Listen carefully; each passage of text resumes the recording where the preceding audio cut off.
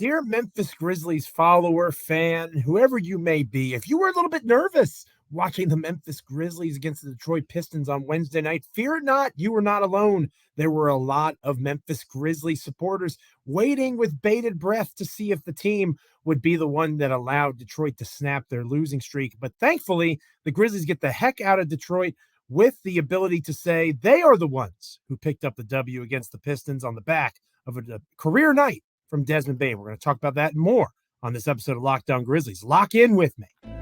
You are Locked On Grizzlies, your daily Memphis Grizzlies podcast, part of the Locked On Podcast Network, your team every day.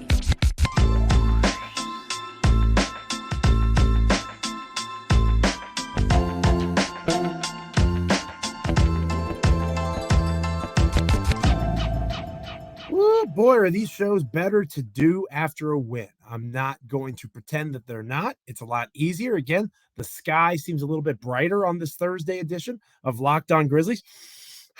Breathe in that air. It just feels a little crisper. It's not just the winter winds are blowing around you. It's the fact that the Memphis Grizzlies picked up another victory. They are on a bit of a heater. I don't want to get too far ahead of myself, but we got to be excited for certain things here with the Memphis Grizzlies. Winners of 3 of their last 4 games, competed admirably against title contending, at least that's the assumption, Phoenix Suns. And then even though it was a little too close for comfort at times, the Memphis Grizzlies pulled away late against the Detroit Pistons, and all is well that ends well on that front. The Grizzlies are not the ones that let Detroit snap their losing streak for the poor Pistons. It is now at 18 games. No offense to Detroit. That's not the problem of the Memphis Grizzlies. Memphis survives. This episode of Locked On Grizzlies is brought to you by FanDuel. Make every moment more. Right now, new customers get $150 in bonus bets with any winning $5 moneyline bet. That's $150 if your team wins. Visit FanDuel.com/lockedon to get started. We are free and available wherever you get podcasts as proud members of the Locked On Podcast Network, your team each and every day. Free and available, once again, wherever you get podcasts as well as on YouTube. Like, comment, rate, review, subscribe. I am your host, Joe Mullinax, formerly of Bluff City Media, formerly of Grizzly Bear Blues. I've written over at SB Nation, written over at Fansided. Flying solo on this episode of the show, DeMichael Cole, busy covering the Memphis Grizzlies victory over the Detroit Pistons. Fun times, right? And that is something that, again, it's fun to watch this team play, even in the Phoenix Suns loss, like we talked on a recent episode of Locked On Grizzlies about. Even in defeat, the Grizzlies were competitive, right?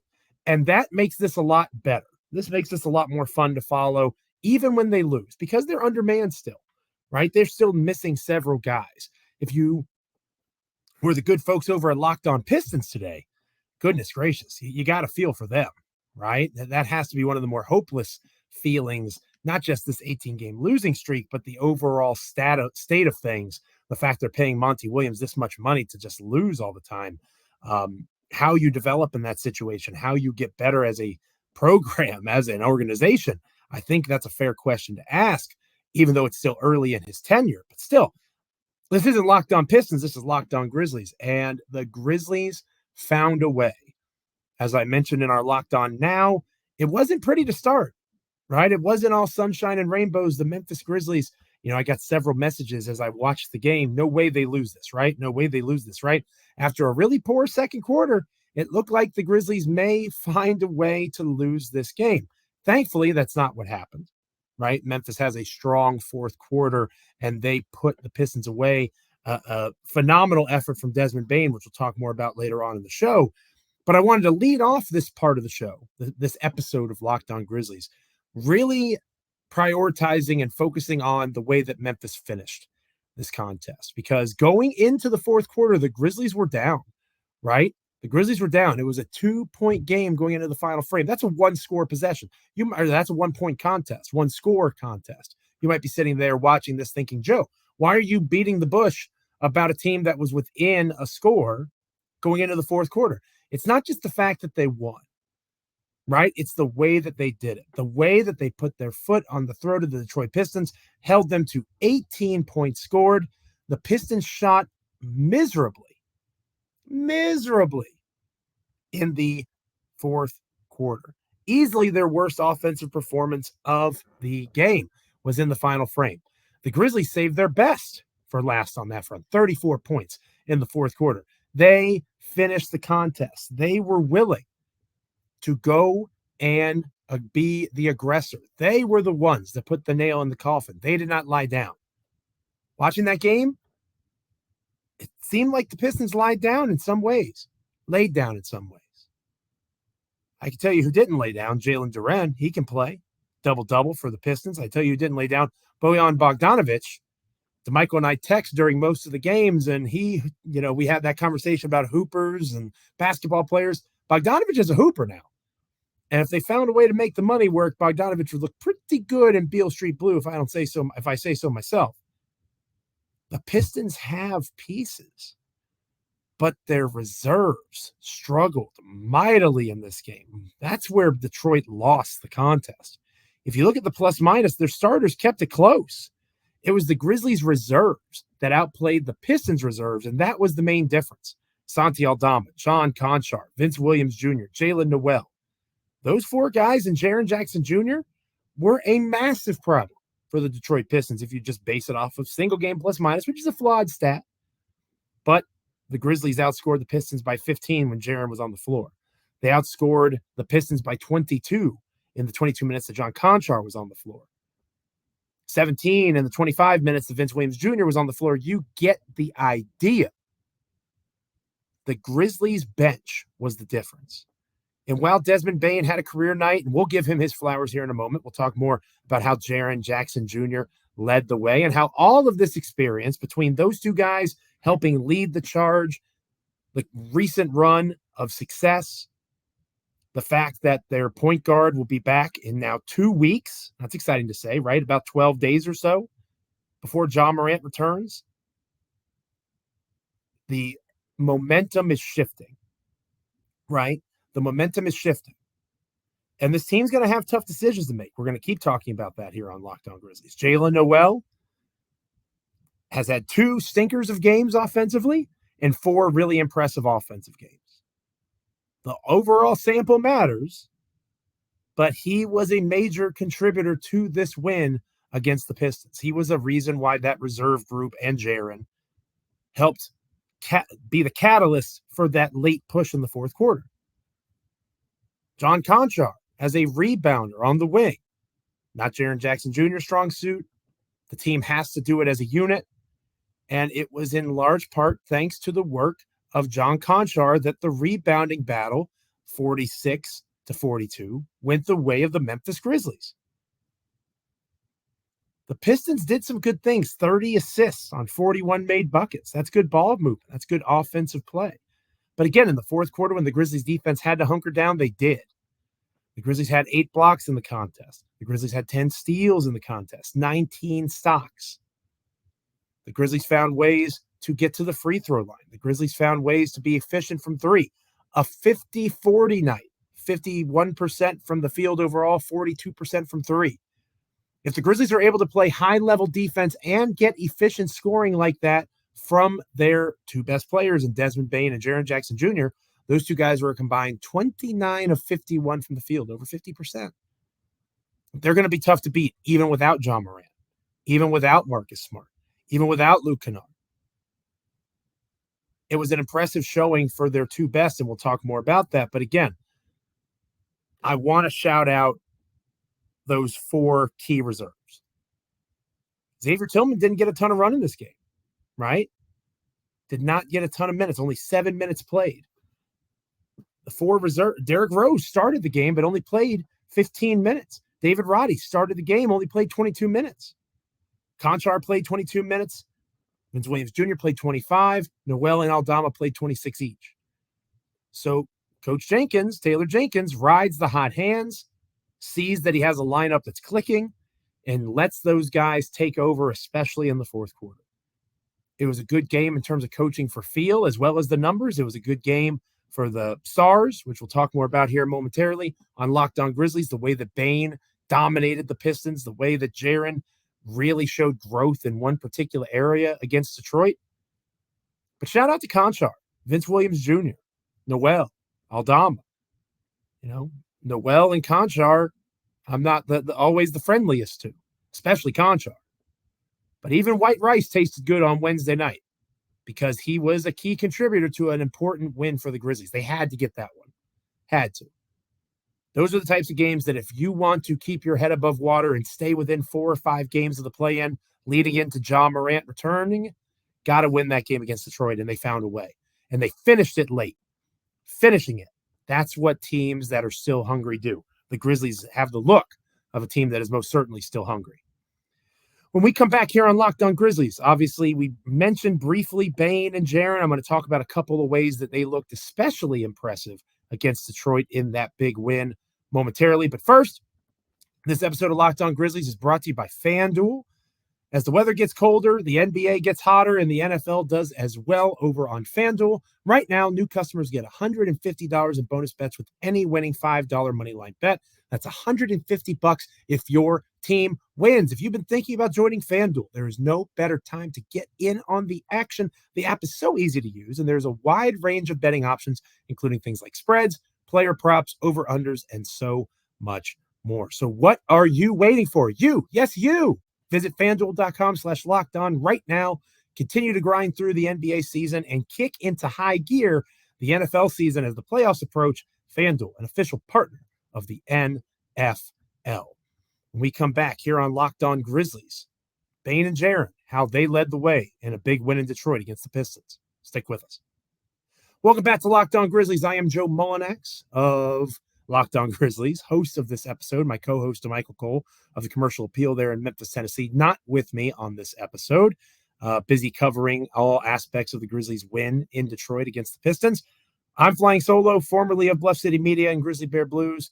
I've written over at SB Nation. I've written for Fansided. Now I'm with you here on Locked On Grizzlies, and we're having a great time breaking down wins, right? It's so much more fun after a win to talk about this team than after a loss. And we've suffered numerous losses, haven't we, covering and following this team so far this season. So we got to cherish and value those wins. And while the reserves were important, right? John Conchar, Jalen Noel, Santi Aldama, Vince Williams Jr., those 4 guys in particular really played a major role in getting the Grizzlies to the finish line. The NBA is still a star-driven league. And while the Memphis Grizzlies are without their star point guard in John Morant, they have 2 guys that are all-star caliber players in Desmond Bane and Jaren Jackson Jr. Jaren Jackson Jr., obviously himself a former all-star this past season that just completed 2022-2023. Desmond Bane, hopefully, fingers crossed, here at Locked On Grizzlies, we're going to help lead the charge, start the campaign for him to be an all-star caliber player. Very exciting stuff. I'm sure other people will be a part of that as well. I have got to tell you, obviously, Desmond Bane shooting 50% from 3 is wonderful, right? 4 for 8, that's huge. You want to see him have 8 assists to only 3 turnovers. That's a good assist-turnover ratio. You want to see him hit the glass, 6 rebounds, even more than Jaren, right? Jaren has a big, only 4 rebounds. Bane had 6. Bane played a complete game, right? And that makes sense on his way to a career night. And in terms of scoring the basketball, he and Jaren combined for 73 points. 73 of the Grizzlies' 116 points scored came from Bane and Jaren Jackson Jr. But it wasn't just scoring the ball. It wasn't just the efficient shooting. It wasn't just the work that those guys did in terms of stocks, right? 6 stocks, 5 blocks, 1 steal across Jaren and Bane. Bane got the lone steal, 3 blocks for Jaren. It wasn't just those things. With Bane, if you remember correctly, he was on injury reports. He had foot issues. He didn't miss any time because of it, but he was questionable for a game or 2. There were concerns that he was, not 100%. He looked 100% against the Detroit Pistons. And don't get me wrong, they are a miserable defensive team, especially on the perimeter. They've got some good back-end help from time to time. But Bane should have taken advantage of a poor Pistons perimeter defense, and he did just that. He did what he was supposed to do. He was the aggressor. He knew he had the mismatch. He knew that no matter who the Pistons put on him on that night, he was going to have the ability to get to the rim. And he took advantage of it. That was the thing that really impressed me about Bane in this game. It was the burst.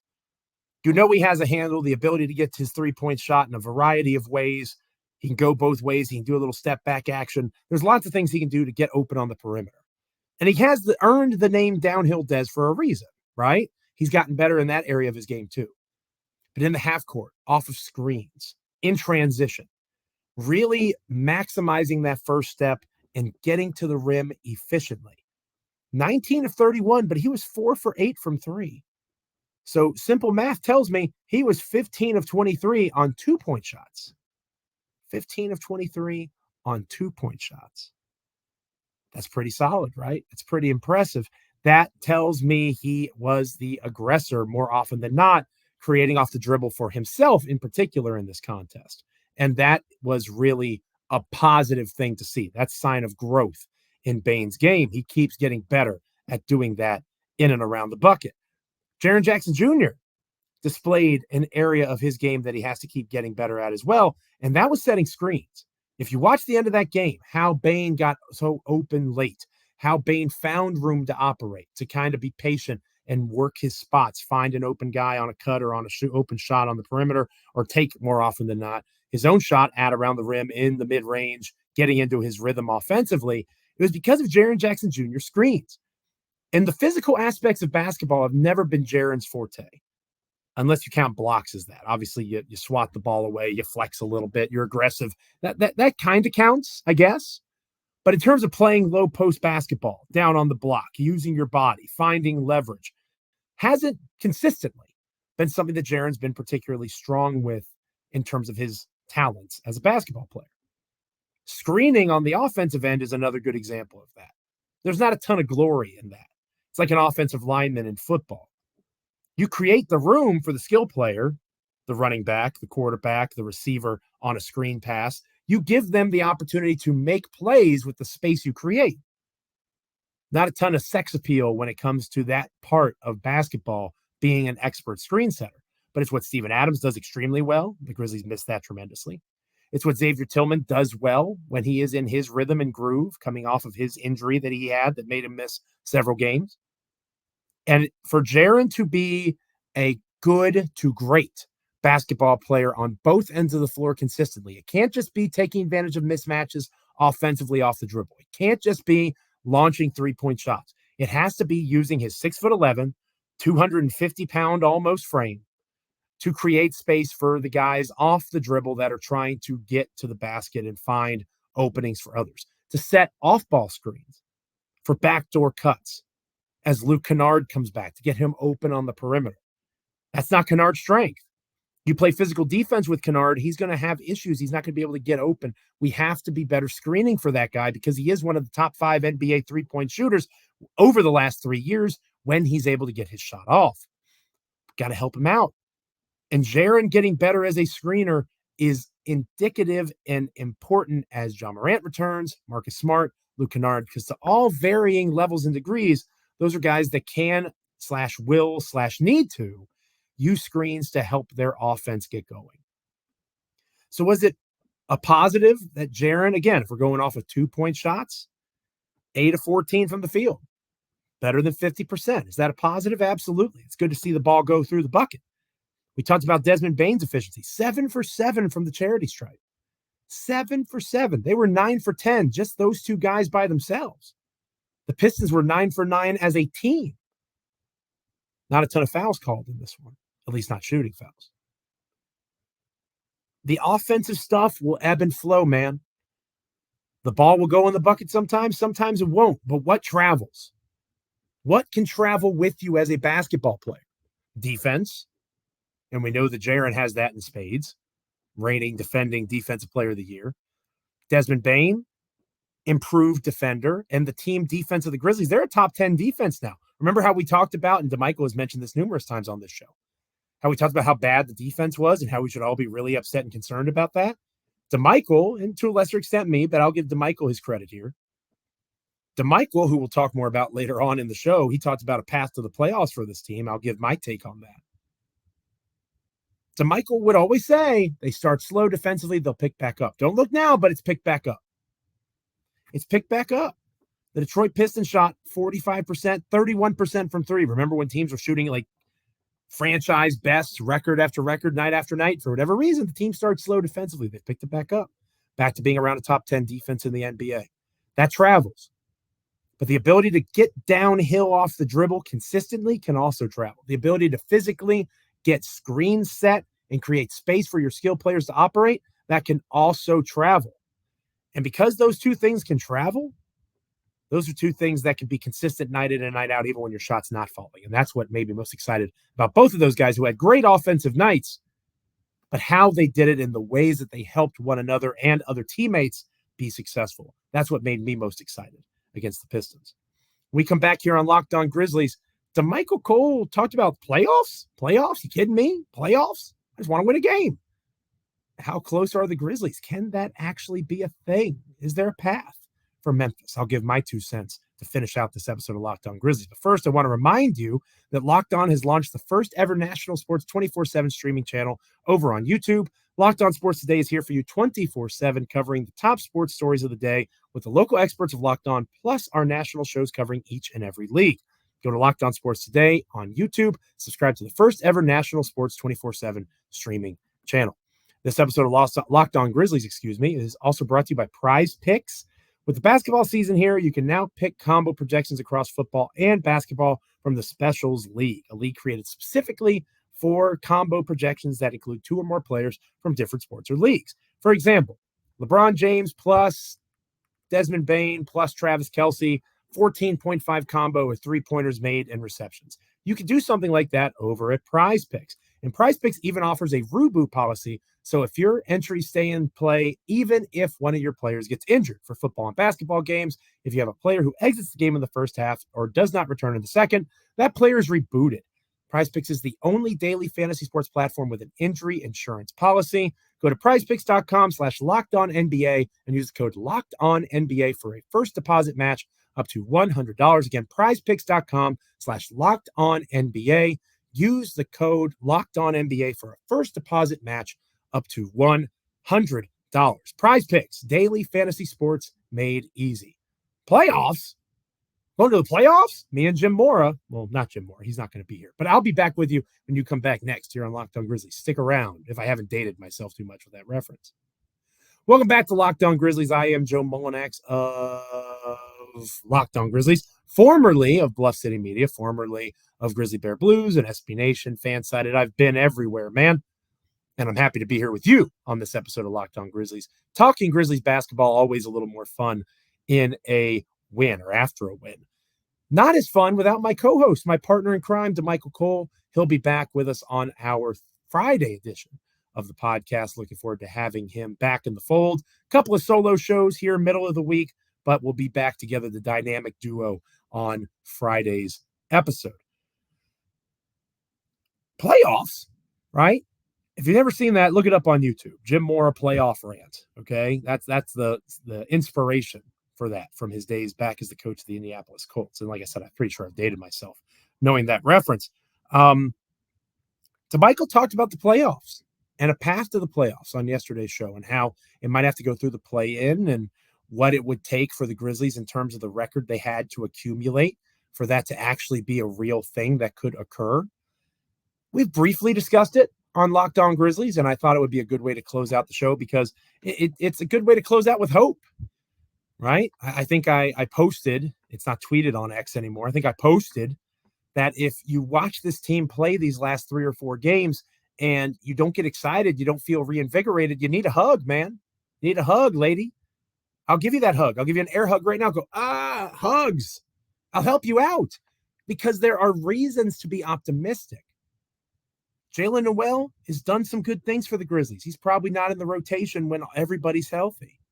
Probably not because Marcus Smart is better and Luke Kennard is better. Ja Morant, obviously better.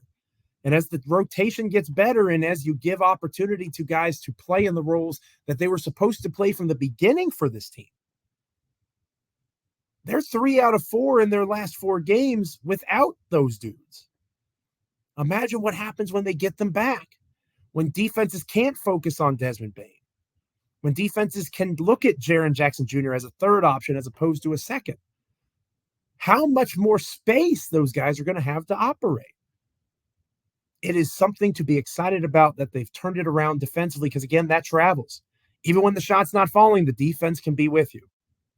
Those are things to be excited and optimistic about. When you look at the standings, Memphis is not that far off. It's not like this is some insurmountable thing on December 7th that the Grizzlies are not going to be able to overcome.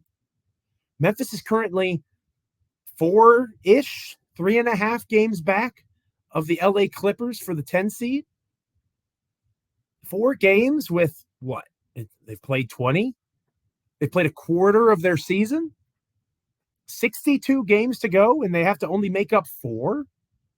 That's pretty realistic. And then you expand it to the 6th seed, the 11-8 Dallas Mavericks, who the Grizzlies just beat without Luka Doncic. That's important context to provide. But Memphis is 5.5, 6 games away from Dallas as of this recording. There are 60 games to go. So if they make up a game and a half or so every 10 games, they're right in the mix. Are they going to be a top 4 team? That seems unlikely. Seems unlikely, right? But could they get back in the top 6? Could they be the 6th seed in the Western Conference? They were projected to be the 1 seed when they were healthy. Multiple people had them put that way. ESPN, other national outlets. It's not just me. So I'm sure DeMichael and I on our next episode of Locked On Grizzlies, maybe we'll address Lou Williams and Danny Green, talking about how the Grizzlies are washed. That was kind of silly to say out loud. And, I want to save that for DeMichael. We can talk about that with him on the Friday show. I don't see it.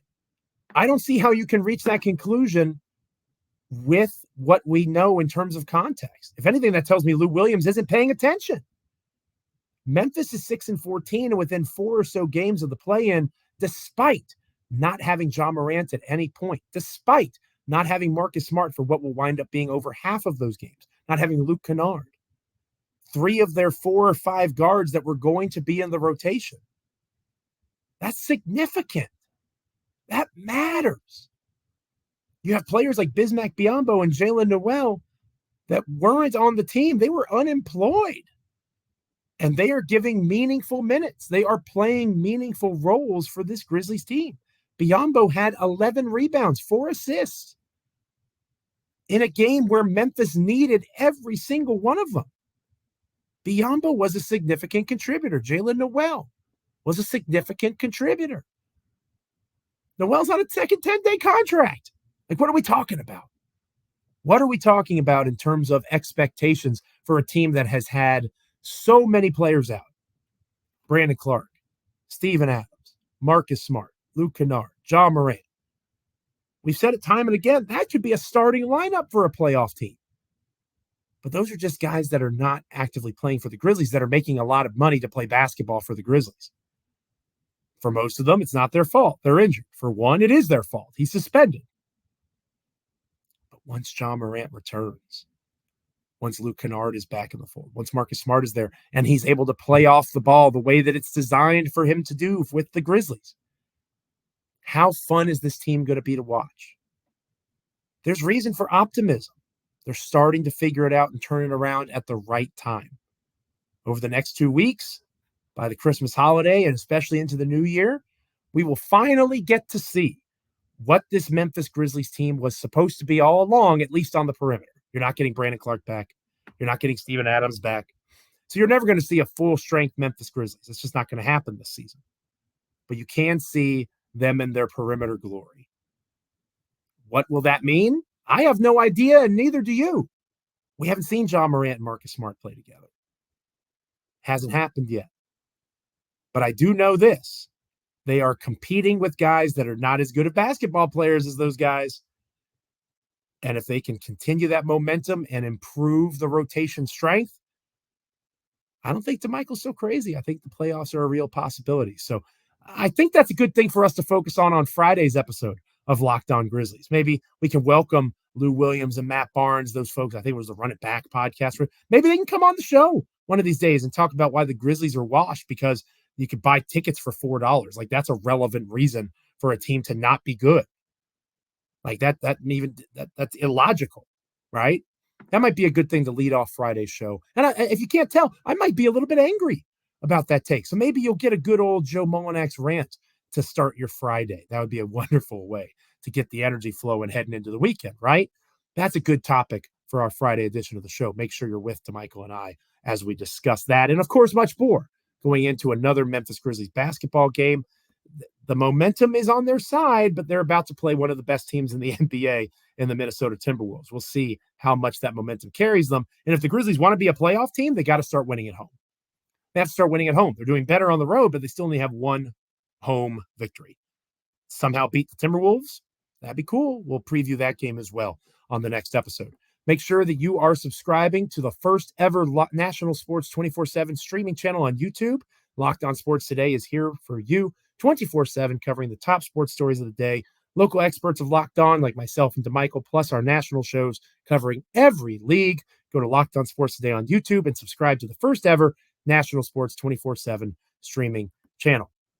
We're free and available wherever you get your podcasts. Make sure you're checking us out on YouTube. Like, comment, rate, review, subscribe. If you're an everydayer, if you're somebody checking us out for the first time, everything in between, make sure you come back tomorrow. DeMichael will be back with me. DeMichael Cole, the Commercial Appeal, my co-host. We'll talk the Grizzlies being washed. They're not. We'll talk Grizzlies Timberwolves, previewing the Friday night contest, and look ahead to the weekend and the first early games next week for the Memphis Grizzlies. I can't wait until then. Make sure you're back here with us on Friday. Until then, I'm Joe Mullinax. Stay locked in. This is Locked On Grizzlies.